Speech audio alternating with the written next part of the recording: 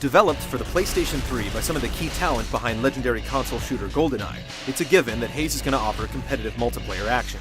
What does it have to offer? Guns, 2 distinct sides, and of course, nectar use and abuse. It almost goes without saying that Haze includes a straightforward deathmatch where everyone is free to kill everyone else, the way nature intended.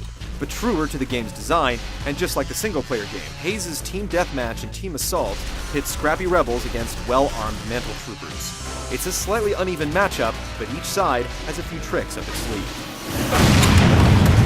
On the mantle side, a dose of nectar makes it easy to tell who's friend and who's foe, and the chemical high subtly improves your view and aim. The rebels, however, can exploit your druggy ways to bring you down. If a mantle soldier is tagged with a nectar-drenched knife or grenade, or a bullet strikes the nectar administrator strapped to your back, you're in for a bad trip. The screen and your character turn from yellow to red, and you're unable to tell friend from foe or let up on the trigger. No matter how it happens, odds are that your overdose is going to be fatal. It's definitely a disadvantage, but the rebels have their own disadvantage in melee combat, since nectar users have a superpowered melee attack.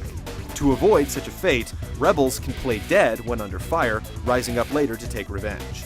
Assuming the trick worked, of course, humans tend to be a little tougher to fool than AI.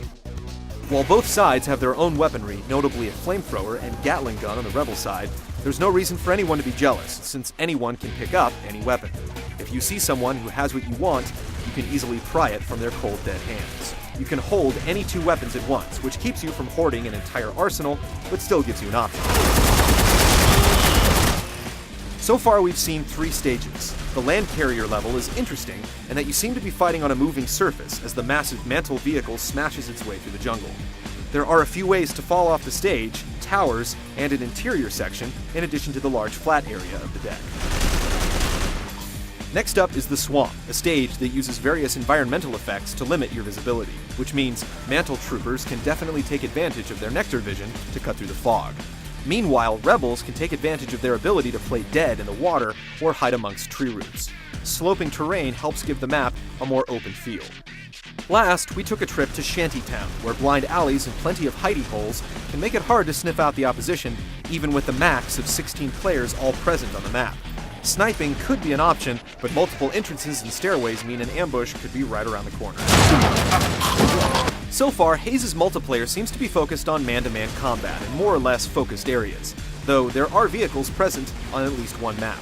The 2 opposing sides make Team Assault and Team Deathmatch less symmetrical than most first-person shooters, but with only 3 modes total, including the standard free-for-all deathmatch, these modes had better be good.